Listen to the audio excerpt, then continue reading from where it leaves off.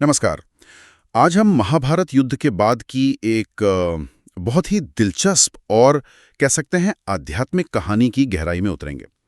पंच केदार की उत्पत्ति की कहानी और कैसे पांडवों ने अपने ही कुल के लोगों को मारने के पाप से मुक्ति पाई।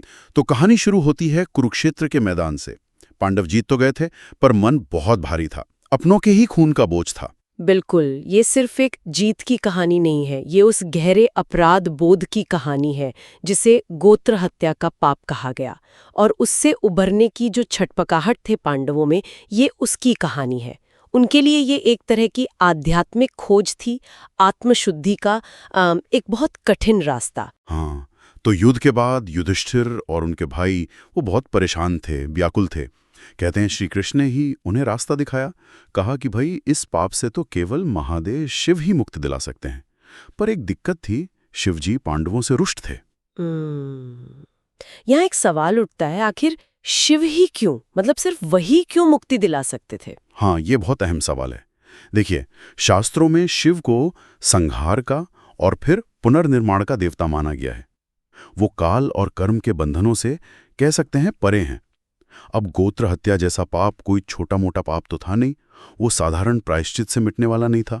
तो इसके लिए एक ऐसी परम शक्ति चाहिए थी जो कर्मों के इतने गहरे संस्कारों को भी भस्म कर सके, आत्मा को एक नई शुरुआत दे सके। और वो शक्ति महादेव में ही मानी गई। इसीलिए कृष्ण ने उन्हें शिव की शरण में जाने को कहा था। अच्छा, तो ये बात थी, समझ गया। तो पांडव पहले काशी गए, शिव की नगरी, पर महादेव वहां मिले नहीं। पता चला कि शिव उनसे मिलना ही नहीं चाहते। हाँ, और शिव का ये सीधे दर्शन न देना, इसे सिर्फ नाराजगी समझना शायद पूरी बात नहीं होगी। ये पांडवों की एक तरह से परीक्षा भी थी। क्या वो सच में पछतावा कर रहे हैं? उनमें वो लगन है, वो दृढ़ता है शुद्धि पाने की? देवता अक्सर कृपा करने से पहले भक्त का संकल्प देखते हैं, परखते हैं। ये दिलचस्प नुक्ता है। खैर, तो काशी में जब बात नहीं बनी तो उन्हें पता चला कि शिव केदार क्षेत्र में है, हिमालय में। पांडव बेचारे वहां पहुंचे, पर वहां भी शिवजी ने आसानी से दर्शन नहीं दिए। उन्होंने एक बैल का रूप धर लिया और बाकी जानवरों के झुंड में जाकर मिल गए, छिप गए एक तरह से। हाँ, और शिव का ये बैल रूप लेना और पशुओं में छिप जाना, ये भी बड़ा सांकेतिक है। शायद ये दिखाता है कि कैसे वो प्रकृति के साथ एकाकार है या सांसारिक पहचान से परे हैं।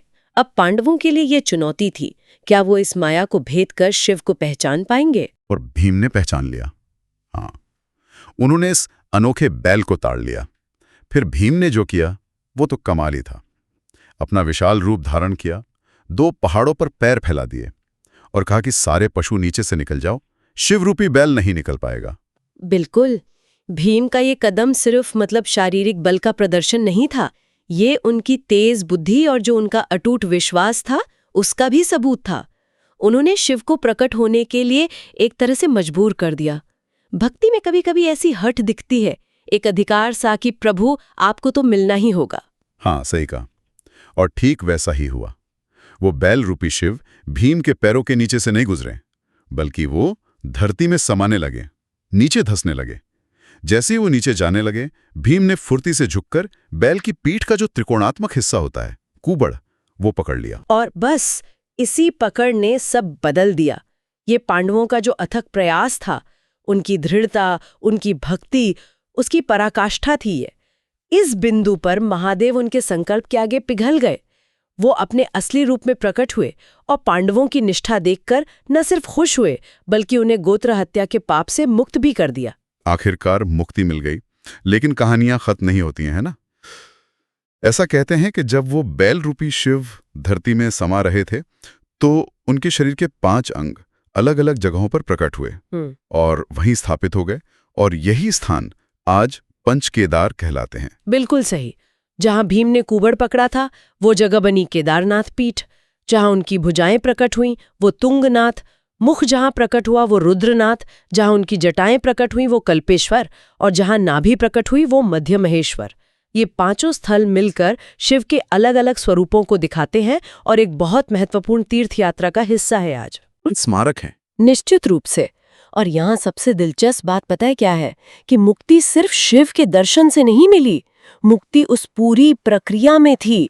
वो अपराध बोध स्वीकार करना, गुरु यानी कृष्ण का मार्गदर्शन लेना, वो मुश्किल यात्रा करना, परीक्षा में खरा उतरना और वो अटूट संकल्प।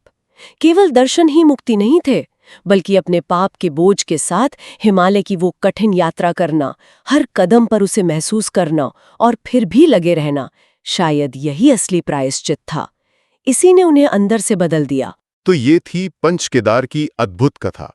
अपराध बोध की ग्लानि से शुरू होकर क्षमा और शुद्धि की तलाश में हिमालय की ऊंचाइयों तक जाना, फिर दैवीय परीक्षा का सामना करना और अंत में न केवल मुक्ति पाना बल्कि 5 पवित्र तीर्थों की स्थापना का कारण भी बनना। हाँ, ये कहानी हमें सिर्फ ये नहीं बताती कि ये तीर्थ कैसे बने, बल्कि ये गहरे मनोवैज्ञानिक और आध्यात्मिक सत्यों की तरफ भी इशारा करती है कि अपराध बोध का सामना कैसे करें, सच्ची शुद्धि और मुक्ति क्या है, क्या वो सिर्फ बाहरी कर्मकांड से मिलती है या फिर अंदर के बदलाव और अथक प्रयास की यात्रा से। ये सवाल आज भी उतने ही मायने रखते हैं।